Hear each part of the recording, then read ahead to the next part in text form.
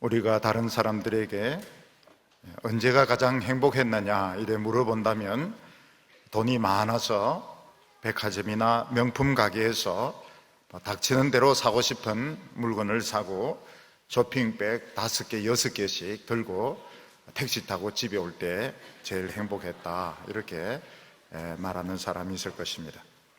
그렇지 않으면 직장이 아주 좋아서 석 달 또는 6개월씩 외국에 실컷 여행 갔다가 돌아올 때가 제일 행복했다, 이렇게 말하는 사람도 있을 것입니다.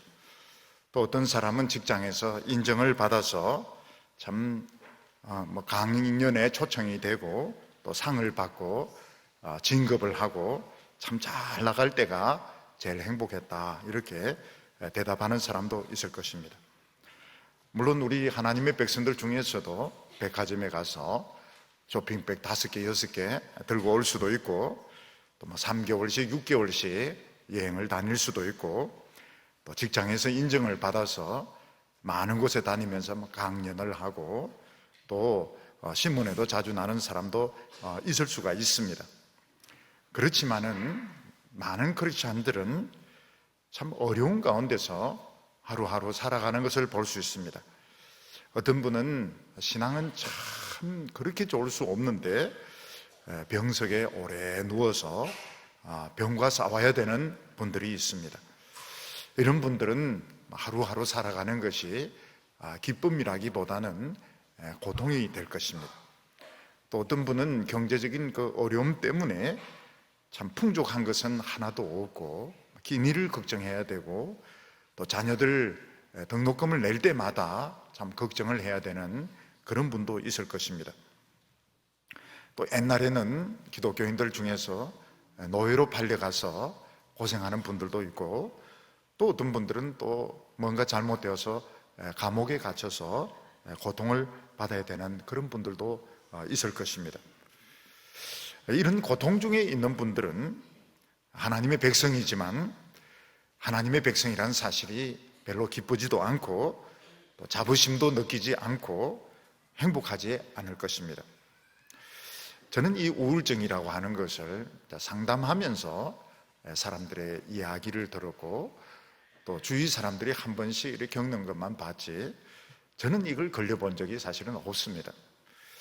근데 목회를 하면서 이제 몸에 병이 오게 되니까 우울증도 오게 되었습니다. 그러면서 이 우울증이 얼마나 무서운 병인지 그걸 1년 동안 경험을 했습니다. 기쁘지가 않고 행복하지가 않습니다. 그리고 한 번씩 막 분노가 치밀어 오르는데, 통제가 안 되는 이런 분노가 막 치밀어 오르는데, 이걸 표시를 안 내고 또 다른 교인들에게 상처가 되지 않으려고 굉장히 그 조심을 해야만 하는 그런 긴 시간을 보내었습니다. 어떤 때는 이게 너무 심하니까 일주일에 막 3번씩 산에 가서 한 2시간씩, 3시간씩 걷다 오기도 하고, 그런데 이것이 어떤 영적인 것하고는 상관없이 육체적인 병에서 왔다는 걸 알기 때문에 하나님 앞에 계속 이걸 낫게 해달라고 이렇게 기도를 했는데, 하나님께서 이걸 깨끗이 치료를 해주셨습니다. 막 설교를 하는데 굉장히 기분이 좋아지고 또 업이 되고, 제 아내는 저한테 와서 혹시 조증 아니요? 이러는데 이 조증이면 또 탁 다운이 돼야 되는데 그런 것 같지가 않아요. 이게 완치가 된 것 같아요. 완치가 됐어요. 그런데 그런 걸 보면서 왜 사람들이 자살을 하느냐, 우울증이 걸렸을 때 왜 그래 화를 내고 왜 그래 많은 사람들이 자살을 하느냐, 얼마나 위험한 병인가. 그래서 되게 우울증 걸렸다 이러면은 사람이 좀 이상한 사람인 것처럼 되게 이제 그런 식으로 생각하기 쉬운데, 누구든지 이게 걸릴 수 있고 굉장히 이게 참 무섭고 위험한 병이구나 하는 것을 많이 경험을 했습니다.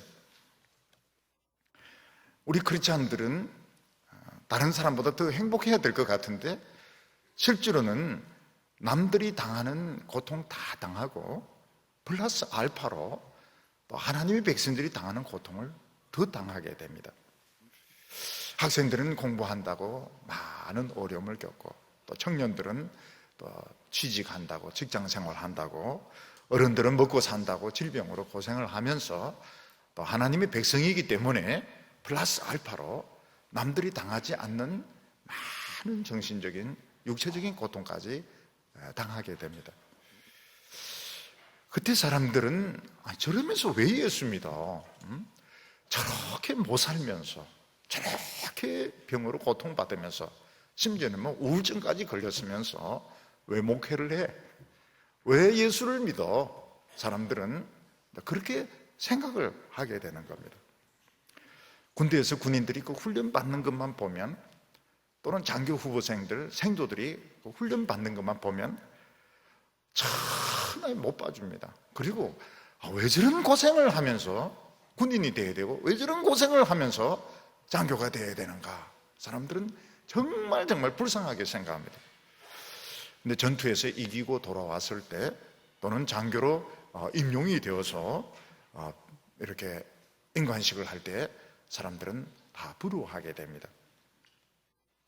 우리가 지난주에 살펴봤던 시편 15편은 주의 장막에 거하는 자는 어떤 사람인가? 이런 질문에서부터 시작하는 것을 볼 수 있습니다. 다윗은 이 세상 어떤 집보다도, 아무리 훌륭한 왕궁, 유명한 대학 캠퍼스보다도 하나님의 장막을 사모했다고 말하고 있습니다.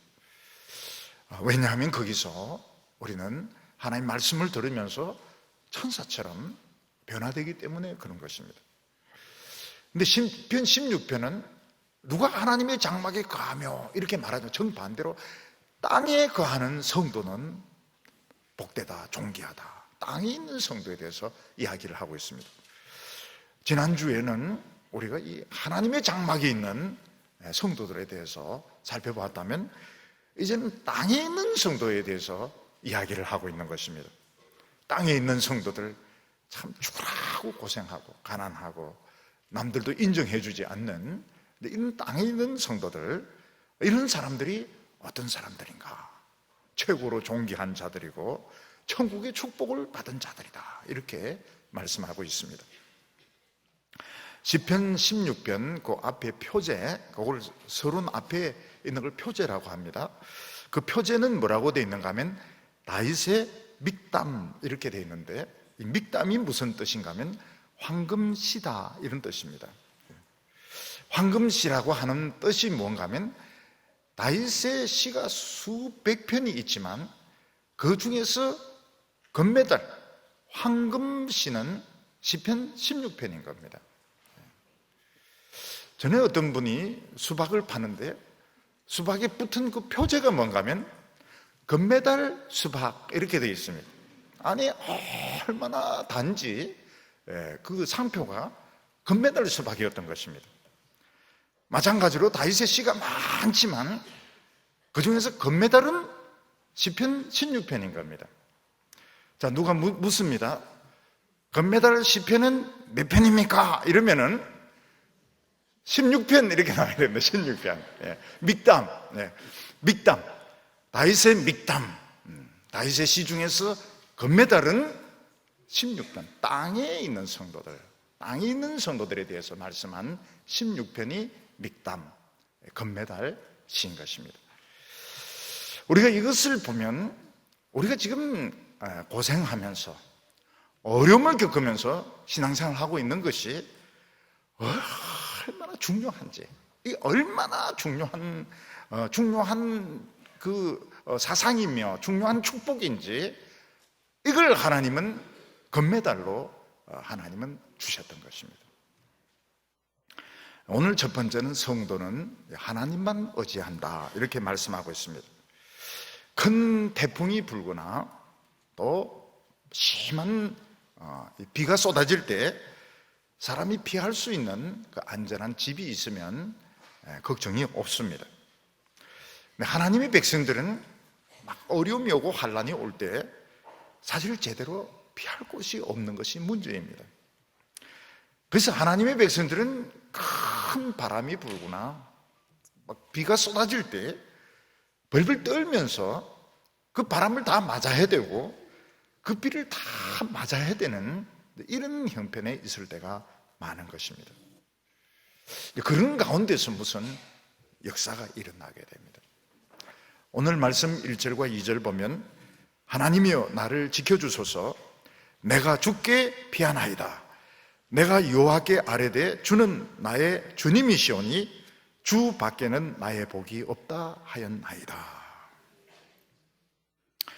우리는 이 세상에 살면서 나에게는 설마 어떤 큰 어려움이 오지 않겠지. 예를 들어서 나에게는 교통사고 안 일어나겠지. 나에게는 암이 안 생겨나겠지. 나에게는 가족의 죽음이 일어나지 않겠지.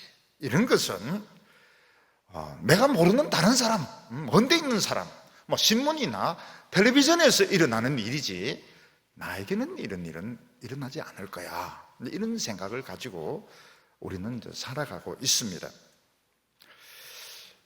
그런데 어느 날 나에게 그런 일이 실제로 일어났을 때 나는 전혀 술, 담배도 안 하는데 고기도 안 먹는데 암이라는 판정이 나게 되었을 때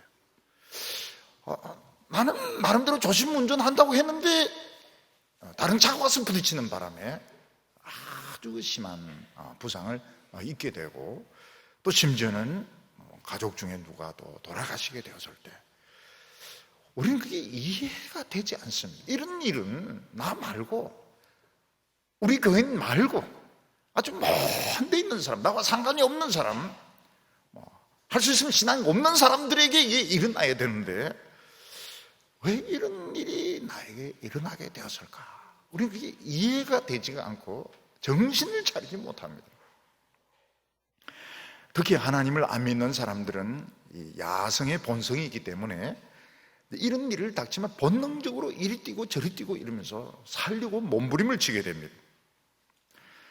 그런데 하나님의 백성들은 하나님을 믿기 때문에 하나님을 기다리다가 피할 시기를 놓쳐버릴 때가 많은 겁니다.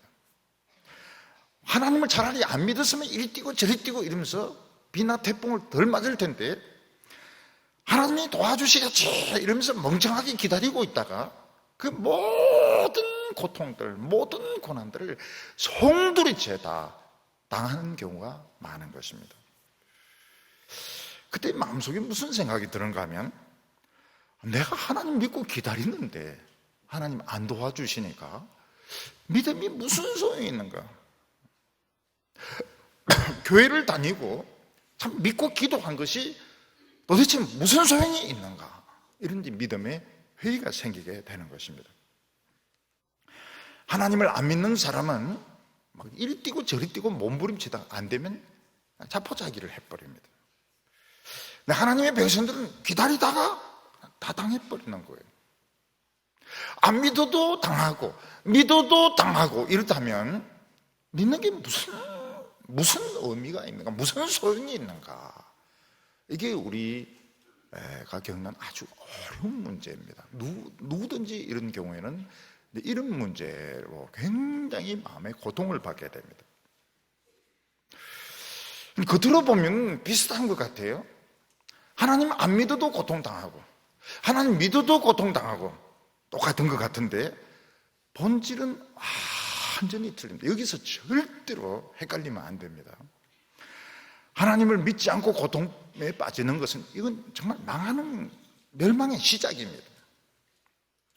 근데 하나님의 백성들은 정말 고통당합니다. 하나님이 도와주시겠거니 했는데 안 도와주는 바람에 정말 생고생을 다 하는데 뭐 하나 딱 건지는 것이 있습니다. 무엇을 건질까요? 하나님의 말씀의 능력을 건지게 되는 겁니다. 어려운 가운데 빠지면 사실 어느 누구의 위로도 귀에 들리지 않습니다. 어느 누가 무슨 위로를 해도 위로를 받지 못합니다. 근데 그 두꺼운 어둠을 뚫고 하나님 말씀이 귀에 들리는데 하나님의 말씀이 위로가 되는 겁니다. 참 놀라운 것이 뭔가 하면 사람은 도저히 위로해 주려 돈으로도 안 되고 뭐 물건으로도 안 되고 말로도 안 되는 그런 상황에서 이 사람이 하나님의 말씀을 들으면 위로가 되는 겁니다. 겉으로 보기에는 엄청난 실패고 겉으로 보기에는 말할 수 없는 고통인데 이상하게 마음속에 설명할 수 없는 위로가 생기게 되는, 요게 다른 것입니다. 그게 뭔가 하면 지금까지 말로만 하나님을 들었습니다. 하나님을 믿는다 하면서도 그냥 남의 하나님을 믿어주었습니다. 근데 그 고통 가운데 나의 하나님이 믿어지기 시작합니다. 요게 최고로 요거 위대한, 요게 최고로 중요한 것입니다. 우리는 고통 당하냐 안 당하냐, 얼만큼 빨리 극복이 되느냐, 이걸 보지만 하나님은 그걸 보시지 않고 그 고통 가운데 하나님의 말씀이 귀에 들리고 하나님을 체험하는 것을 최고로 중요하게 생각하시는 것입니다. 다윗이 막상 그 어려운 위기를 당했을 때 사실 기다릴 수 있는 사람이 없었습니다. 그래서 다윗은 마치 벌판에서 태풍을 맞는 것처럼, 다윗은 벌판에서 억수같이 쏟아지는 비를 맞는 것처럼 그 모든 고통들, 모든 혼란들을 싹 다 받았습니다. 그런데 그런 위기 가운데 다윗에게 손에 잡히는 것이 있었는데, 그게 뭔가 하면 하나님의 말씀이 딱 잡혔습니다. 그런데 이 말씀은 어떤 말씀입니까? 살아서 움직이는 말씀이었습니다. 어떻게 살아서 움직이는 말씀입니까? 다윗이 하나님께 묻습니다. 지금 사울이 쫓아오는데 도망갈까요 말까요? 도망가. 살아서 움직이는 겁니다. 다윗이 어떤 사람들 도와주는데 이 사람들이 배반할 것 같아요. 그래서 하나님한테 물어봅니다. 이 사람들 배반합니까 안 합니까? 배반한다. 전에는 이런 걸 경험을 해보지 못해서요. 그런데 말씀이 아주 구체적으로 도망가. 배반한다. 공격해서 들어가라. 어느 시점에 공격해라. 무슨 소리가 들리거든 공격해. 굉장히 그 살아있는 말씀을 체험을 하게 되는 것입니다. 다윗은 지금 같이 있는 사람들이 많습니다. 한 400명에서 600명 정도 되는데 먹을 것이 없어요. 희한하게 안 굶도록 먹을 것을 공급해 주시는 것입니다. 노루 와서 헤딩해서 기절을 한다든지, 누가 지나가면서 밀 푸대를 떨어뜨려 놓고 간다, 어떻게 하든지 간에 하나님 먹을 것을 채워주시는 겁니다. 우리가 이 세상에서 원하는 것이 뭔가 하면 남들과 다르지 않은 그 평범한 삶을 우리는 원합니다.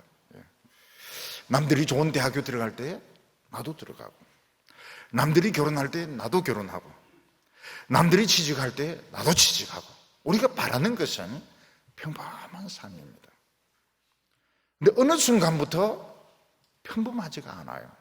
평범하지가 않습니다. 뭐가 어떻게 잘못되었는지 모르겠지만은 평범하지가 않아요. 하나님께서는 왜 우리에게 그렇게 원하는 평범한 삶을 안 주시고 우리를 그렇게 유별나게 다른 사람들은 다 누리는 그 복을 우리는 못 누리게 하시는가? 세상 그 가지면 천국을 못 가지기 때문에 그런 것입니다. 하나님께서는 이 세상에서 우리가 참 이런 어려움 당하면서 이 살아있는 말씀, 이게 열쇠입니다. 이게 천국 문을 여는 열쇠입니다. 열쇠를 주려고 하시는 겁니다. 천국의 복을 우리에게 주시려고. 우리의 인생이 그렇게 평탄하지가 않은 겁니다. 남들같이 평범하지가 않은 것입니다. 2절에 보면 내가 여호와께 아뢰되 주는 나의 주님이시오니 주밖에는 나의 복이 없다 하였나이다. 땅에 있는 성도들은 그 고난 가운데서 주님이 나의 주님이 되는 것을 경험을 하게 됩니다. 지금까지는 다른 사람이 하나님이었습니다. 그 많은 설교들, 그 많은 은사들이 그림의 떡이었습니다. 그런데 고난을 겪으면서 그 하나님이 나의 하나님이 되고 주 밖에는 나의 복이 없습니다. 무슨 말입니까? 이제부터 하늘의 복을 막 가지기 시작한 겁니다. 주님 밖에는 다른 복이 없다는 것. 이제부터는 하늘의 복을 막 가지기 시작한 것이 되는 것입니다. 하늘의 복이 뭡니까? 기도가 응답이 되는 겁니다. 부흥이 일어나는 것입니다. 병이 낫는 것입니다. 기적이 막 일어나는 것입니다. 하나님의 음성이 막 들리기 시작하는 것입니다. 이제 하늘의 축복을 막 가지기 시작하는 겁니다. 오늘 두 번째로 땅에 있는 성도는 어느 정도 가치가 있을까 하는 것입니다. 서두에도 말씀을 드렸지만 땅에 있는 성도는 고난당하고 있는 성도들, 좋은 옷도 입지 못하고 병에 걸려가지고 극심한 고통 가운데 있는 성도들을 지금 땅에 있는 성도들이다 이렇게 말하고 있습니다. 이 땅에 있는 성도들이 어느 정도 가치가 있을까? 오늘 3절 말씀 보면 땅에 있는 성도는 존귀한 자들이니 나의 모든 즐거움이 그들에게 있도다 이렇게 말하고 있습니다. 오늘 이 세상 사람들 또는 언론은 가치 있는 사람에게 관심을 가집니다. 청소년은 누구에게 관심을 가질까요? 10대 가수들, 그리고 운동선수들, 인기 연예인들의 관심을 가집니다. 할아버지가 와서 관심 가져줘 이러면 아이들은 굉장히 싫어합니다. 우리를 뭘로 보고 10대 가수도 아니면서 연예인도 아니면서 관심 가져달라고 절대로 관심 가져주지 않습니다. 이 텔레비전 뉴스를 이렇게 들어보면 그 연예인들의 그 시시껄렁한 막 이혼한 거, 바람난 거 이런 걸 막 이야기를 해요. 제가 이해가 안 됩니다. 이 텔레비전 방송에서 우리 예배에 대해서 관심 안 가지고 그 연예인들 막 싸우고 바람 피우고 막 술 마시다가 막 엉뚱들이 맞아 이런 걸 막 이야기하는 거예요.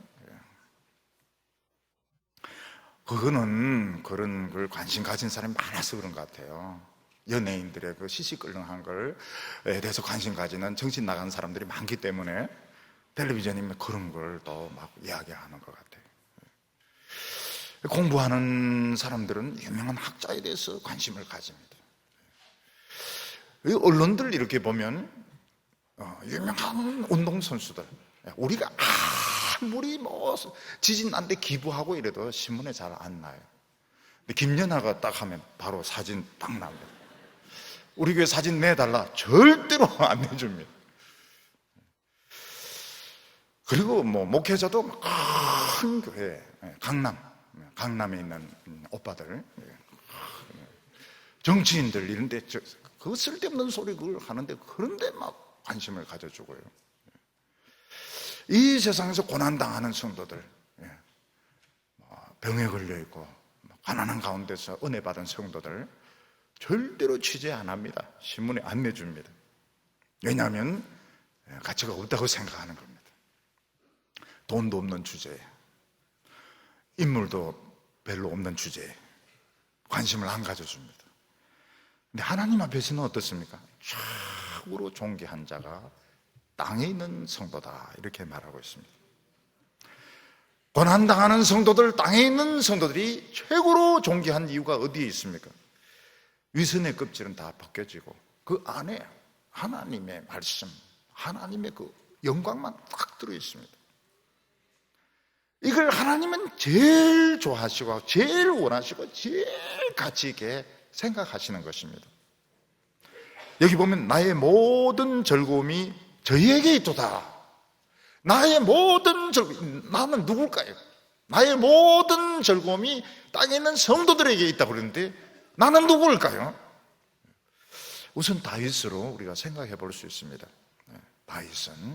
다윗의 모든 즐거움이 정말 화려한 옷을 입고 재능이 뛰어나고 높은 자리에 앉은 그런 사람들에게 관심이 있는 것이 아니고 그 고난당하는 성도들, 고난 가운데서 변화되고 있는 성도들, 거기에 내 모든 즐거움이 거기에 있다고. 왜냐하면 성도는 성도를 알아보기 때문에 그런 것입니다. 장사들은 그냥 물건만 판다 해서 되는 것이 아니고 물건의 가치를 알아봅니다. 보석상은 보석의 가치를 알아봅니다. 여자분들에게 보석 구경하세요, 좋은 옷 구경하세요. 하루 종일 해도 아마 실증나지 않을 겁니다. 왜냐하면 여성들은 그런 걸 좋아하니까요. 그런 걸 가치 있게 생각하니까요. 놀라운 것이 무엇인가 하면 진짜 제대로 된 성도는 누구에게 관심을 가지느냐? 땅에 있는 성도들, 고통받고 병들고 어려운 가운데 있는 성도들을 가치 있게 생각합니다. 그리고 거기에 또 누가 계시는가 하면 주님이 그곳에 있습니다. 두세 사람이 내 이름으로 모인 곳에는 나도 그들 중에 있느니라. 그래서 우리 성도들은 너무 잘난치 않은 사람들의 그 모임을 싫어합니다. 왜냐하면 그런 데 가면 상처를 많이 받아요. 전부 자기가 최고이기 때문에 말할 기회도 없고 그런 데 가면 굉장히 기가 죽게 됩니다. 근데 땅에 있는 성도들은 누구든지 환영입니다. 누구든지 환영이고 누구든지 좋기 때문에 마음이 편안하고 이 상처가 치유가 되는데 주님이 그 가운데 계시면 굉장히 분위기가 따뜻해요. 분위기가 따뜻하고 우리 사람들 말고 또 누가 거기 계신 것 같아요. 굉장히 기분이 좋아요. 왜냐하면 존귀한 자들이기 때문에 그렇습니다. 근데 여기서 나의 모든 즐거움은 역시 하나님을 말합니다. 하나님께서 다윗의 입을 빌려서 나의 모든 즐거움은 땅에 있는 성도들 그들에게 있다고 말씀하고 있습니다. 하나님의 관심은 부자들, 정치인들, 똑똑한 사람들 거기에 있는 것이 아니고 이 땅에서 참 하루하루 힘들게 살아가면서 그런 가운데서 하나님의 말씀을 듣고 은혜 받고 눈물 흘리면서 기도하는 그 성도들에게 하나님의 모든 즐거움이 있다고 말하고 있습니다. 왜냐하면 그들이 보배이기 때문입니다. 하나님에게 보배고 하나님에게 최고로 소중한 사람들이기 때문에 그런 것입니다. 그래서 오늘 우리는 우리 자신에 대한 생각을 좀 바꿀 필요가 있습니다. 나는 누구인가? 나는 누구인가? 세상에서 똑똑한 사람들, 세상에서 성공한 사람들의 눈에 보기에는 참 별 볼 일 없을지 모르겠지만 하나님의 모든 그 즐거움이 나에게 있다. 그거를 하나님에게 자꾸 보여달라고 해야 됩니다. 하나님 즐거움을 나에게 보여주세요. 함께 기뻐하게 해주세요. 제가 아름다운 이런 자상을 가질 수 있도록 자신감을 주세요. 그런 기도를 해야 됩니다. 이 비밀을 모르는 사람들은 다른 신에게 제사를 드린다고 했습니다. 4절에 다른 신에게 예물을 드리는 자는 괴로움이 더할 것이라. 나는 저희가 드리는 피의 전제를 드리지 아니하며 내 입술로 그 이름도 부르지 아니하리라. 고난 가운데서 이 하나님의 말씀의 비밀을 모르는 사람들은 하나님을 믿질 못합니다. 하나님이 실제로 내 기도에 응답하신다. 하나님이 부흥을 주신다. 하나님 내 병을 치료해 주시고 위기에서 건져주신다. 이걸 못 믿기 때문에 그들은 다른 신에게 또 제사를 드립니다. 왜냐하면 하나님만 기다릴 수 없기 때문입니다. 지금 마음속에 너무너무 하고 싶은 것이 많고 너무너무 세상은 바쁘기 때문에 하나님만 기다릴 수가 없습니다. 그래서 또 다른 신에게 제사를 드리는데 그들은 고통을 더하게 됩니다. 왜 고통을 더하게 됩니까? 그러면 그럴수록 점점 그 탐욕의 짐이 무거워지게 되는 것입니다. 우리가 하나님만 예배 드릴 때는 모든 짐을 다 벗어버리게 됩니다. 우리는 예배 드리면서 우리 기도하면서 짊어지고 있는 무거운 짐들을 다 내려놓게 됩니다. 여러분들 자녀의 문제에 대해서 너무 짐을 지지 마시기 바랍니다. 가족들에 대해서, 부모님에 대해서, 자기 자신에 대해서, 미래에 대해서 너무 많은 생각을 하지 마시기를 바랍니다. 왜냐하면 하나님께서 짐을 져주시겠다고 하는데 내가 그걸 짊어지고 끙끙거릴 필요가 없습니다. 우리는 예배드리면서 짐이 가벼워져야 됩니다. 짐을 가벼워져야 됩니다. 메시아에 보면 내 짐은 가벼워, 내 짐은 가벼워. 저는 오랫동안 내 짐은 무거워, 엄청 무거워. 짐이 굉장히 무거웠는데 우리는 이 짐을 다 벗어버려야 되는 겁니다. 짐을 벗어버려야 돼요. 우리는 이걸 내려놓았을 때 이걸 망치면 어떻게든 부들부들 떨고 있는데 하나님 뭐라고 말씀하십니까?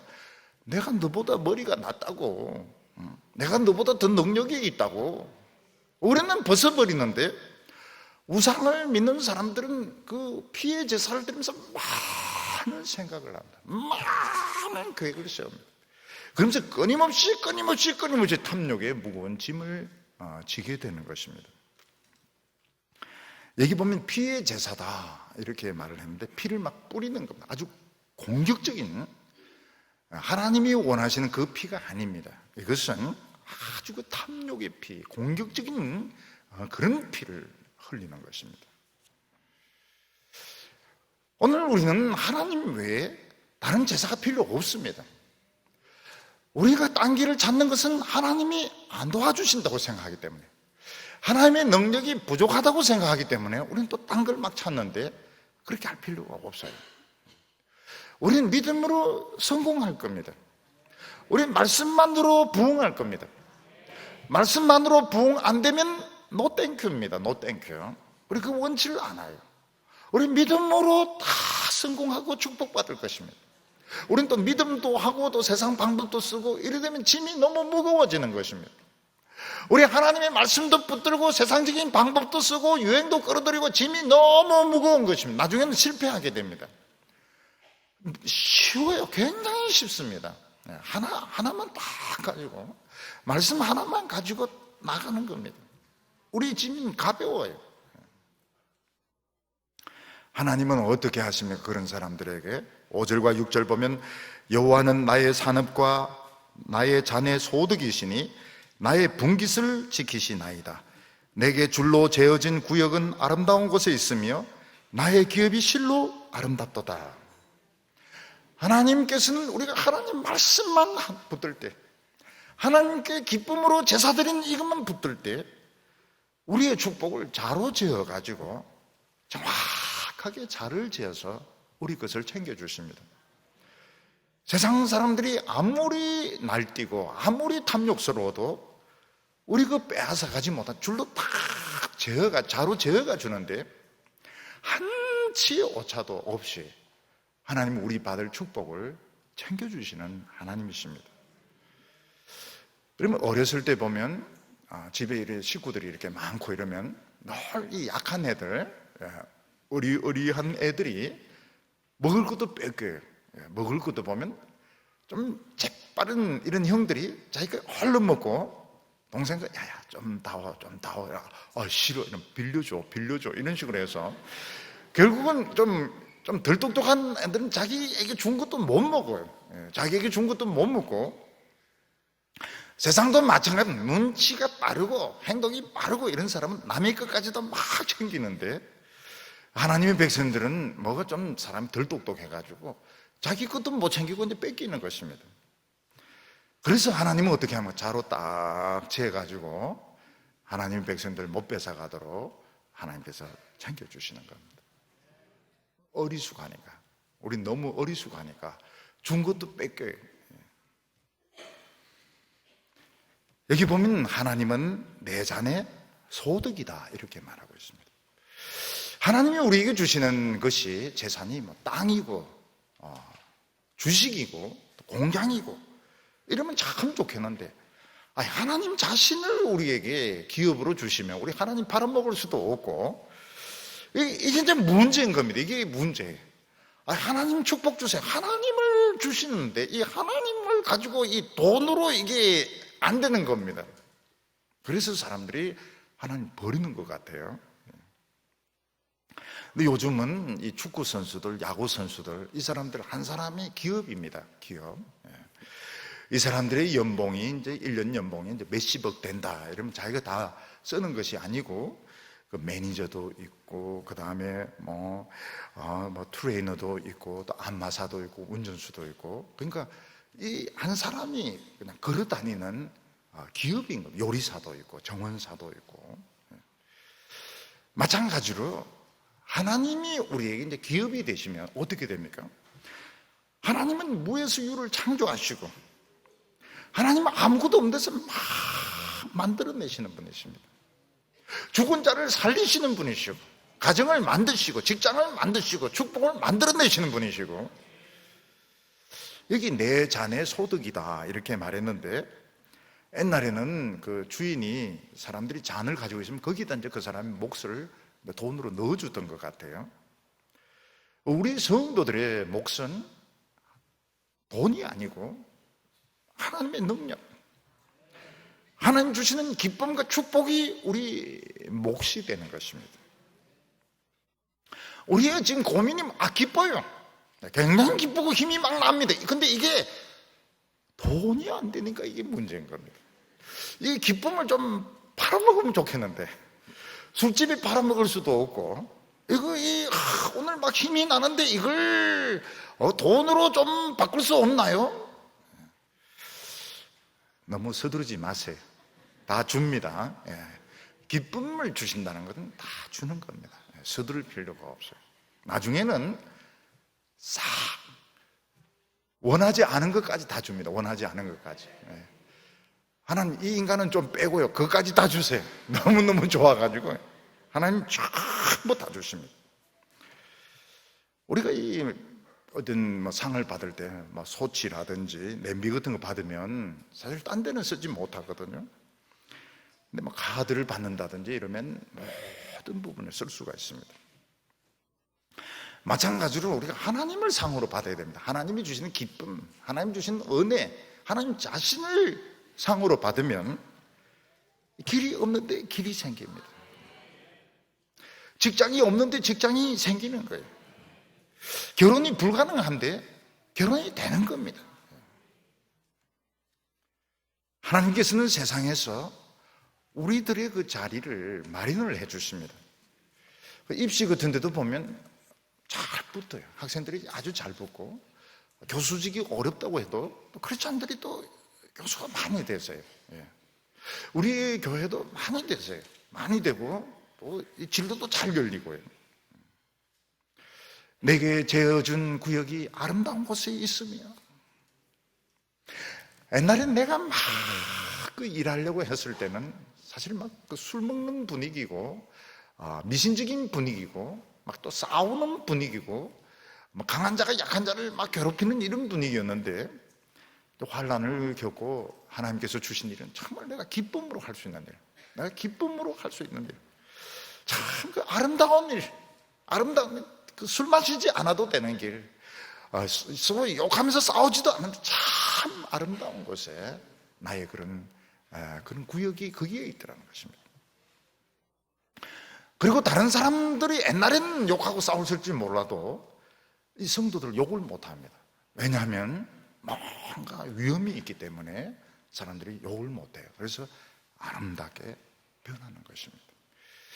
그래서 우리 성도들은 직장을 가지고 이렇게 할 때 무조건 먹고 살려고, 그렇게 하면 고생은 고생대로 합니다. 욕은 욕대로 얻어먹고 어려움은 계속 냅니다.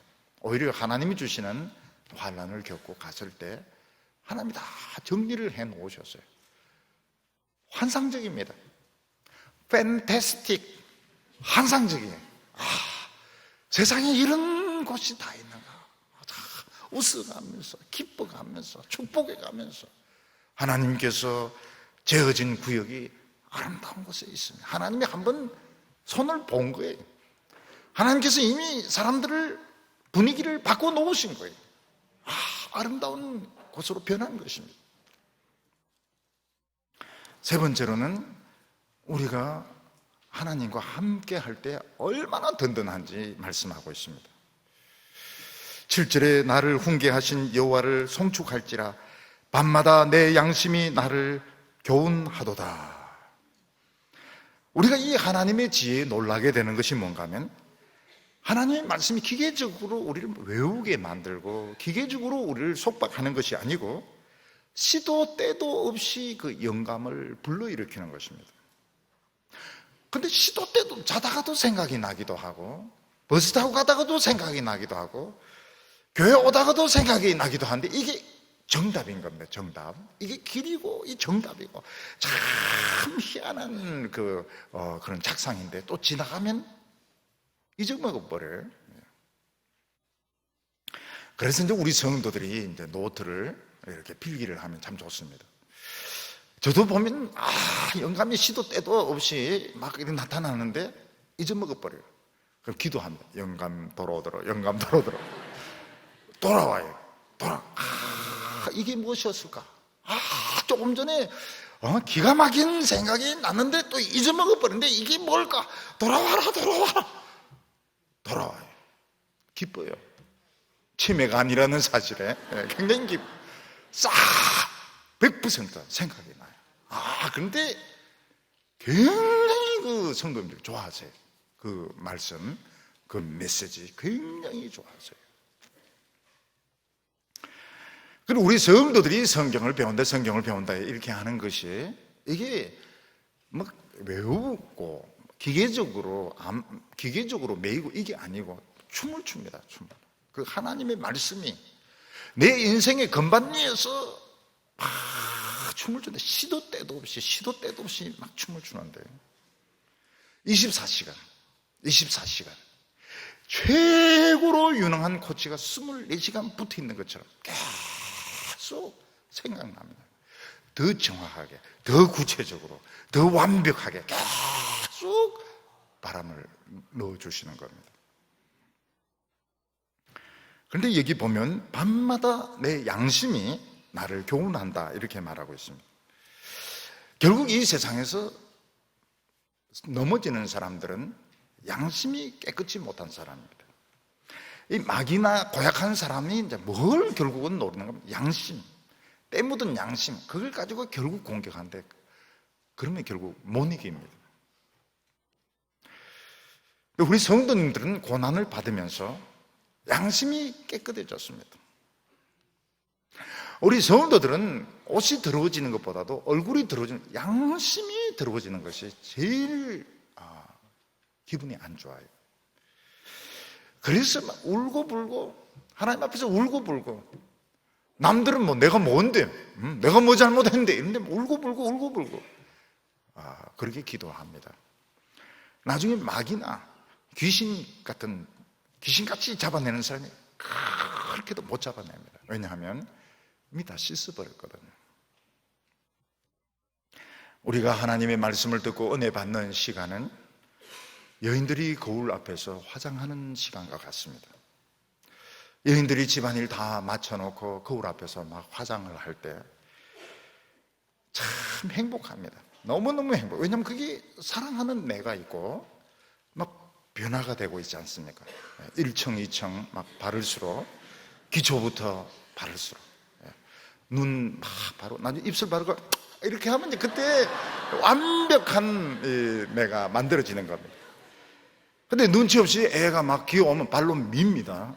나가라고. 이 순간은 너가 올 시간에 남편이 와서 막 얼쩡거리면 나가라고 그래요. 이거는 지금 하나님의 백성들이 말씀 듣는 시간, 하나님 말씀 듣는 시간 정말 행복한, 내가 지금 바른 길 가고 있구나, 내 양심은 깨끗하구나. 전 세상이 덤벼들어도 못 이깁니다. 양심이 깨끗한 사람, 하나님 말씀으로 화장한 사람 못 이깁니다. 자신감이 있어요. 뭐든지 다 해봐라. 무슨 너희들 할 말 있으면 싹 다 해봐라. 못 이깁니다. 왜냐하면 완벽한 화장이거든요. 완벽한 화장. 절대로 못 이깁니다. 아마 이 세상 사람들 중에서 자기가 바른 길 가고 있다는 확신을 가진 사람은 5%도 안 될 겁니다. 아무리 검사고 아무리 신문기자고 좋은 직장이라 하더라도 5%도 안 됩니다. 근데 하나님의 백성들은 무슨 생각을 가지고 있습니까? 나는 적어도 바른 길 가고 있다. 지금 내가 남들같이 돈을 많이 벌고 유명하지는 않지만 나는 지금 바른 길 가고 있다. 누가 말해도 나는 바른 길 가고 있다. 하나님의 축복은 나타난다. 그 자신감이 얼굴에 나타나는 겁니다. 얼굴에서 나타나기 시작해요. 8절에 보면 내가 여호와를 항상 내 앞에 모시며 그가 내 우편에 계심으로 내가 요동치 아니하리로다. 여기 하나님을 모시는데 두 가지 자세가 나옵니다. 하나는 하나님을 앞에 모신다는 겁니다. 하나님을 앞에 모신다는, 내가 절대로 하나님을 앞서지 않는 것입니다. 군인들이 행진할 때 탱크를 앞세우고 가는 것 같습니다. 탱크를 앞세우고 가면 뒤에 있는 이 군인들은 안전합니다.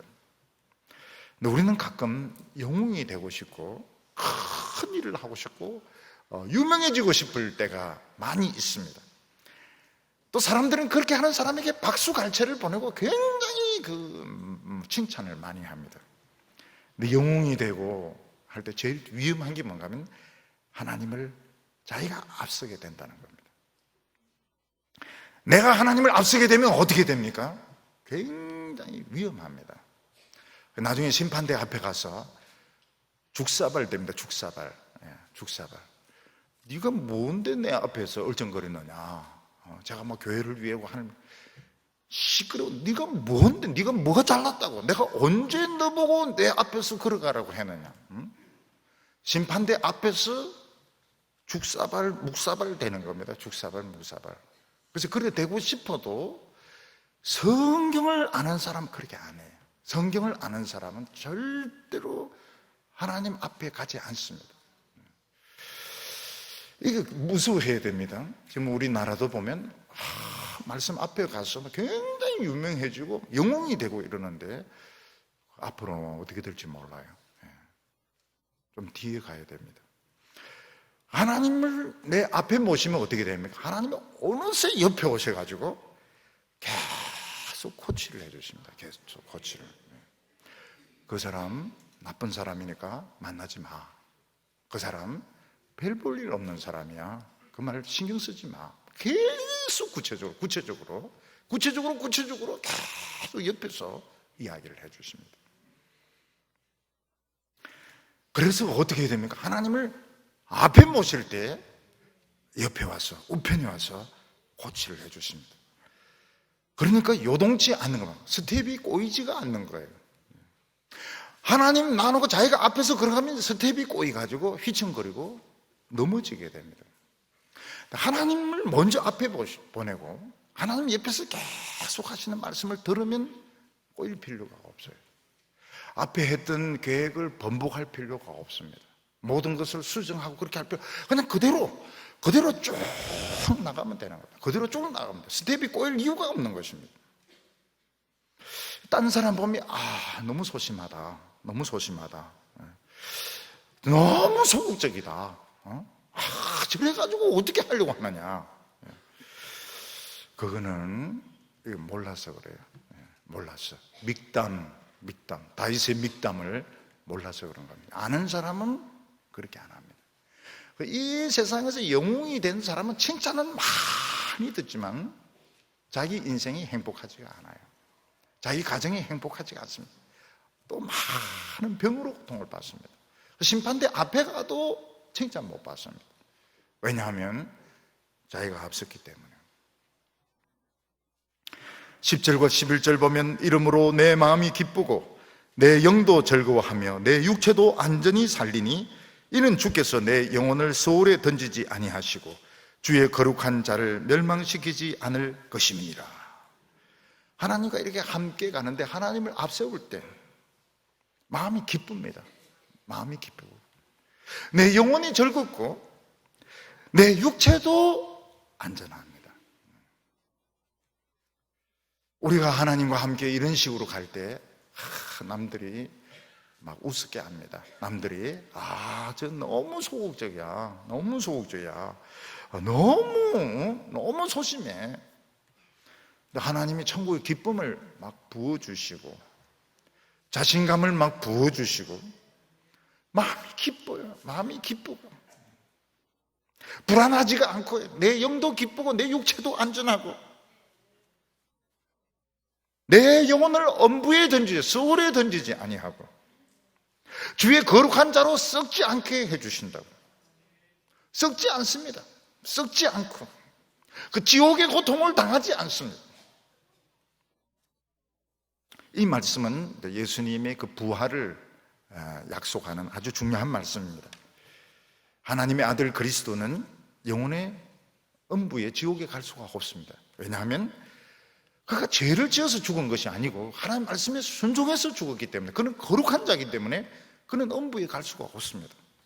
그의 육체는 썩을 수가 없습니다. 그래서 3일 만에 썩기 전에 예수님은 부활하셔야 되는 것입니다.